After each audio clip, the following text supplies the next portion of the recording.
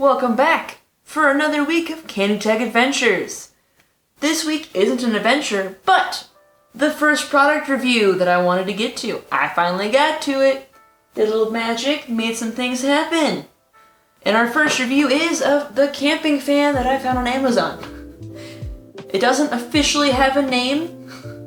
It has like a little logo with a cloud guy blowing. I'll put the link down below in the description should you find yourself maybe wanting to try it out. I could tell you the name, but like I said, it doesn't really have one. It's just a camping fan.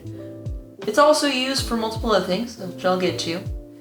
But for those of you who are following along with my channel, you'll have seen earlier that I went to Arches National Park this summer, and that's where this actually came in handy. When I was there, it was just over 100 degrees during the day, maybe mid to high 80s at night. And if you're me, I don't sleep too well in the heat. It doesn't happen. So if you're like me, you don't like to sleep in the heat, this is probably gonna come in handy for you. What's kind of neat about this, it's 5,000 milliamp LED light as well as a fan. It comes with a nifty 3.3 foot or 1 meter length USB rechargeable cable. And where you'll plug it in is in this little nifty plug over here. It has a little indicator light to tell you when it's on. When it's off, it goes off. You end up having 3 speeds. You have a low, medium, and a high. So before I went on the road trip, I wanted to know about how long I would have before it would die on me. So I just turned the fan on and let it run. On low, I got just over 39 hours of life. Medium, I got just about 11. And on high, 7 hours before it died. Now granted, if you're me, when I'm in my tent, car camping, I've got fairy lights, so I didn't need to use the LED light. So I can't promise how long the battery life is going to last with your light on and your fan running, but the light also comes with 3 different modes of a high, medium, and low. So should you want to use it in your tent, you can. With that tent feature, it comes with a neat little hook. In my tent, I was able to hang it upside down. It also has a 300-degree rotation all the way around. So when I was hanging it, I just got it right where I wanted it, just got it to where I needed it, turned it on, let it run, let it sleep. For this fan, there's a description that you can also use it, say, as an office fan. They recommend that you can use it, say, hurricane relief. That way, if it's hot or if you need a light, that could come in handy. You never know. Just gotta make sure they're charged. They're about $22. I got 2 of them for this trip. Originally, I had meant to go with a second person. He didn't make it with me because he got a job, so I only ended up having to use 1. They're pretty durable. It's made of a plastic that I dropped at one point, didn't even break. It all feels pretty sturdy. You could probably drop it a couple times and have fun with it, and it would still last and survive pretty well. It would also maybe come in handy, say if you're in an RV and you're driving and it's toasty out and you're going through the desert, that way you can turn it on. The fan has 3 settings. Low, medium, as you can tell from the hair movement, to high. All 3 are actually pretty silent as far as volume goes. So it shouldn't really wake you up either if you're using it as like tent sleeping at night type of thing. I wouldn't recommend it for backpacking because it's not the lightest thing. Maybe about a couple pounds. Car camping is probably the way to go for this.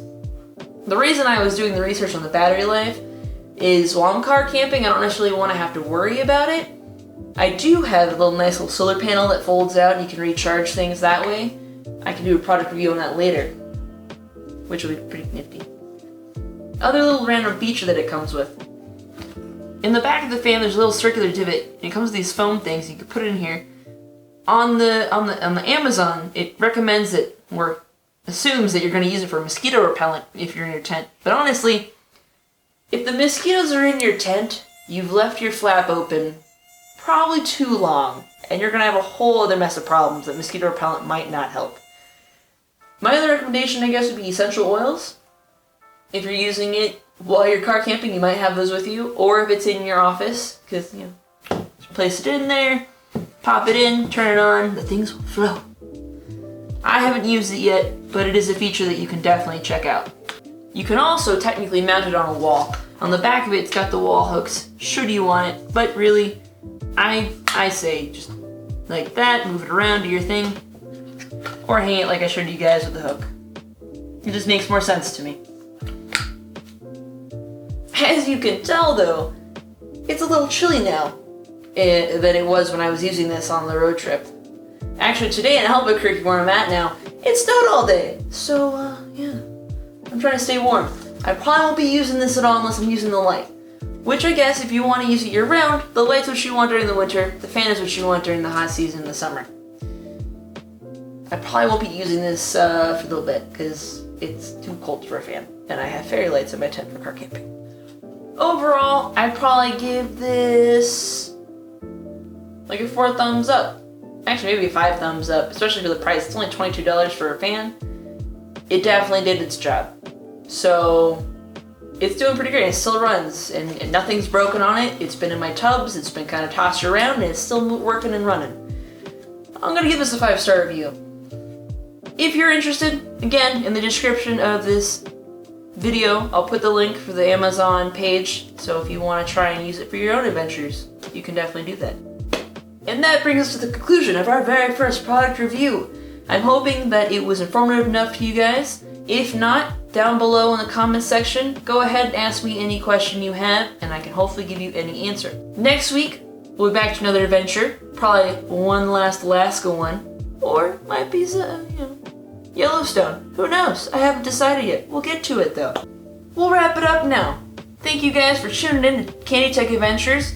Please, if you're not already following, go ahead and follow, and let me know if you guys want specific things you want to see. I'm going to try and start doing more product reviews, obviously more adventures.